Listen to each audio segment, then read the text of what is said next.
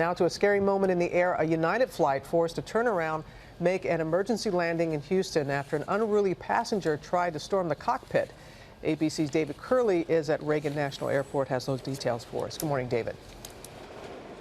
Morning, Ron. This is a story as much about the scare as it is about 5 passengers who sprang into action to put an end to it. United 898 Tango, Roger, Insure will get medical and law enforcement. This morning, no word on whether an unruly passenger will face charges for a mid-air scare and emergency landing. We'll make sure we get law enforcement there. Just 25 minutes after taking off from Houston, passengers say a woman seated in the back row started yelling and hitting the side of the plane. I hear a woman screaming in the back of the plane. You know, we're all protected and loved. We're all protected and loved. This plane is going to land beautifully and kindly and beautifully. Within moments, he says the woman on the United flight stands up. Bolts into the aisle, and with that, starts sprinting toward the cockpit. He and other passengers jump into action, tackling the woman just before she reached the front of the aircraft. It took 5, men to hold her down. And it wasn't easy.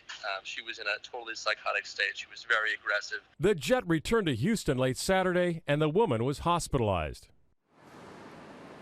In another incident, American Airlines says 3 of its crew members were taken to the hospital on Monday. The airline says that the crew was complaining about an odor inside the cabin as this jet was approaching Miami from San Antonio. When they landed, the crew asked to be taken to the hospital.